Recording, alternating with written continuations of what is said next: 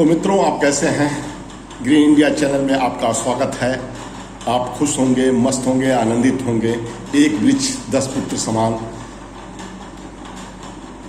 किसी भी आयोजन में एक पेड़ जरूर लगाएं। मैं आपसे एक हफ्ते के लिए दूर चला गया था, फिर आ गया हूं और मैं अपने पहले मेजर ब्रिज के बारे में बताऊंगा। ये सन 2005 की बात है। मैं गोरखपुर में 220 400 kV का स्विच आर्ट बना रहा था। साइट इंजीनियर के पद पर कार्य कर रहा था। उसी समय फ़ोन आया TRG कंपनी के एग्जीक्यूटिव डायरेक्टर का। लगभग दोपहर के 2 बज रहे थे। उन्होंने कहा कि आप ब्रिज में काम करेंगे। डायरेक्ट फ़ोन आया था हमारे पास। मैं CV भेजा था उनको।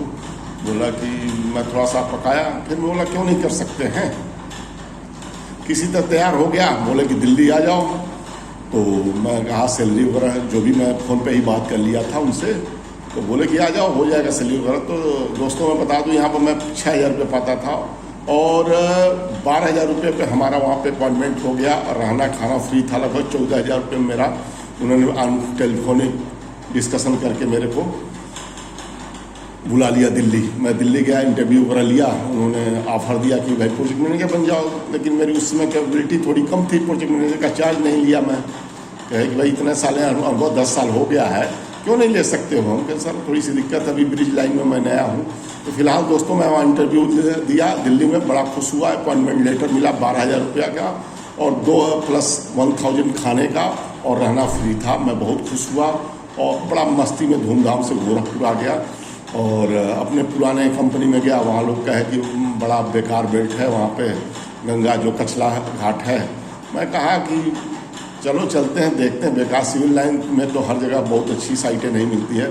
फिलहाल मैंने रजिस्ट्रेशन वगैरह करा लिया। फिर गोरखपुर से बैठ के कानपुर आया। कानपुर से बैठ के एक इसमें कल्याण सिंह नगर नाम रख दिया गया है, कासगंज वो एक जगह है, वहाँ आया। रात में वहाँ हाल्ट कर गया, रात हो गया। फिर मैं सुबह में ब्रिज पे पहुंचा। वहाँ पर हमारे एक चौहान साहब प्रोजेक्ट मैनेजर थे, एक शर्मा जी अकाउंटेंट थे। दोनों से मुलाकात हुई। बोले कि हाँ, मैंने कहा कि मेरा यहाँ पे हुआ है। तो बोले कि भाई अपॉइंटमेंट लेटर दिखाओ। मैंने अपना उन लोगों को अपॉइंटमेंट लेटर दिखाया। वो बोले कि ठीक है। फिर चाय वगैरह का उन्होंने बोला, वहाँ जो ऑफिस बॉय था उस चाय वगैरह पिलाया। फिर बोला कि आपके रहने की व्यवस्था कर दी जाती है। अभी तो फिलहाल यहाँ गेस्ट हाउस नहीं खाली है। तो फिलहाल मैं वहाँ एक उजानी जगह है, वहाँ पे होटल में मैं 2-3 दिन रुका। 2-3 दिन रुका। बोला कि कंपनी बहुत ज़्यादा बियर नहीं कर सकती है, 2-3 दिन आप रुक जाइए। मैं 2-3 दिन उजानी से अप डाउन किया। उजानी जो है बदायूं जिला में पड़ता है। फिर दोस्तों दूसरे दिन मैं सुबह साइट पर आया। मिस्टर चौहान साहब जो थे हमको कहे कि आप बार बेंडिंग शेड्यूल बनाइए। बैठ के अभी काम जस्ट शुरू हुआ था तो कोई खास लोड नहीं था काम का। क्रेन वगैरह खोदने के लिए आ गई थी। कुछ वर्कर अभी नहीं आए थे, बस कुछ बार बेंडिंग शेड्यूल वाले आए थे और कुछ उनके जो पुराने स्टाफ थे, pump operators, crane operators, mechanical department वाले कुछ लोग थे। फिर मैंने बार बेंडिंग शेड्यूल बनाना शुरू किया। देखा पहले हमारे इंजीनियर थे, उन्होंने कुछ गड़बड़ कर दिया था। जो तो पहले किसी वेल फाउंडेशन का पहला पार्ट होता है वेलकर, कटिंग वेलकर। तो उसका जो बार बेंडिंग शेड्यूल ट्रेंगुलर बनता है और उसमें जो सरिया की नाप रहती पाइथागोरस प्रमेय से लगा के हम निकालते हैं। तो मैंने निकाला कुछ और नहीं समझ में आया तो मैंने लेआउट कर लेता था। फिर उसके अनुसार अपना बनाता था। तो दोस्तों अब मैं बताना चाहूँगा, जब मैं गंगा ब्रिज ये गंगा ब्रिज कचला घाट के लिए हो गया और जहाँ पर एक पुराना रेलवे का ब्रिज था जो बरेली मथुरा को जोड़ता था, उस मल्टीपर्पज ब्रिज था। रेल भी चलती थी और ट्रैफिक भी चलता था। वो पहला ब्रिज मैंने देखा अपने लाइफ का कि जब उसमें बसें वगैरह, ट्रैक्टर वगैरह चलती थी और जब ट्रेन आती थी उसको बंद कर दिया जाता। वो नॉर्थ ईस्ट रेलवे का पार्ट था और ऐसे उसको मल्टीपर्पज बना दिया गया था। तो वहाँ पे एक हाईवे के लिए, ट्रैफिक के लिए एक ब्रिज बहुत ज़रूरी था। तो वर्ल्ड बैंक का प्रोजेक्ट था और ब्रिज आया वहाँ पे और ब्रिज बनना शुरू हो गया था। मैं वहाँ मिस्टर PN चौहान साहब से मिला था और उन्होंने बार बेंडिंग शेड्यूल बनाने के लिए दिया। और देखिए मैं ड्राइंग दिखा रहा हूँ कुछ कैसे वेलकर होता है। देखिए सबसे ऊपर वाले पार्ट को हम, ये देखिए सबसे जो ऊपर का पार्ट है इसको स्टेनिंग बोलते हैं। ये जो है कटिंग एज है और नीचे का ये वेल कर्व है, ये कटिंग एज है। और देखिए वेल फाउंडेशन का ये लेआउट है, देखा है ना। ये देखिए कुछ मैं ड्राइंग भी रखा हूँ, ये देखिए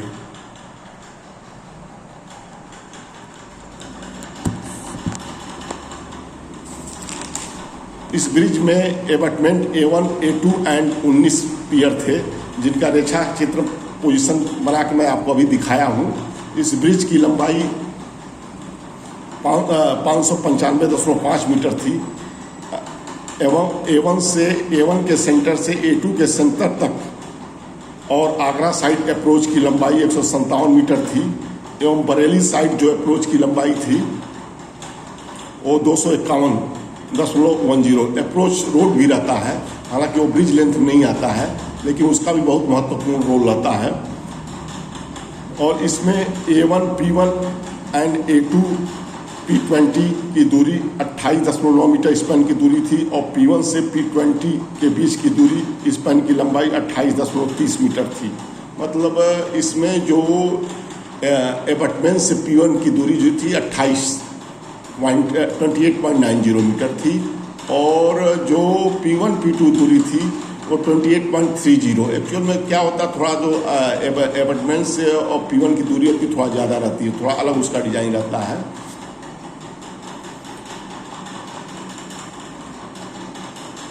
कुल वेल फाउंडेशन 21 थे, वहाँ पर टोटल जो वेल फाउंडेशन 21 थे और अप स्ट्रीम में उस जो रेलवे ब्रिज था उससे दूरी जो सेंट्रल लाइन फिक्स की गई थी उससे 158 मीटर की दूरी पर था जो हम नया ब्रिज बनाने जा रहे थे। पहले ये सर्वे होता है, सर्वे बहुत महत्वपूर्ण पार्ट होता है किसी भी ब्रिज के लिए।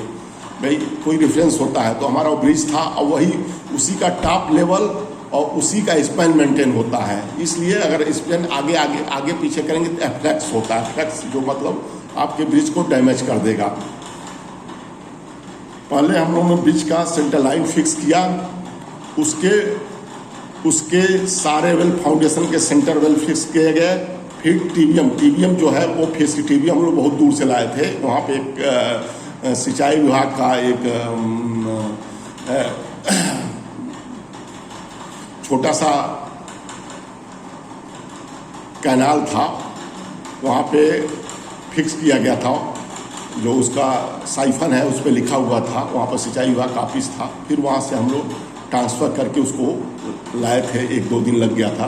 फिर हमने उस समय अपना जीपीएस सिस्टम बहुत काम नहीं करता था, जीपीएस था नहीं उस समय, तो नहीं तो जीपीएस से डायरेक्ट चेक कर लेते थे। लेकिन फिलहाल हम लोग उसको ट्रांसफ़र करके लाए, बैक साइड फोर साइड जैसे भी होता, बहुत टाइम लगा था।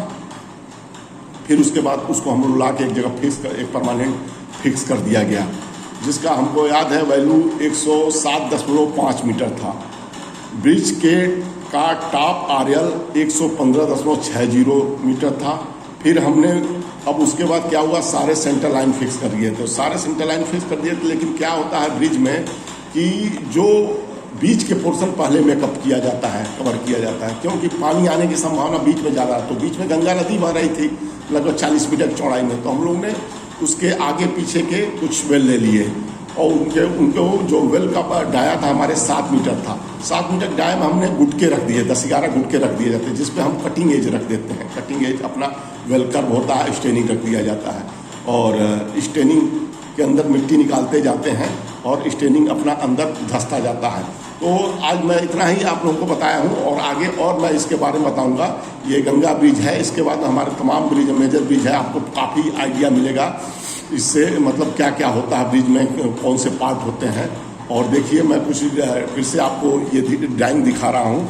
ये देखिए कटिंग है, ये गुटके कैसे रखे गए, देखिए ध्यान से देखिए।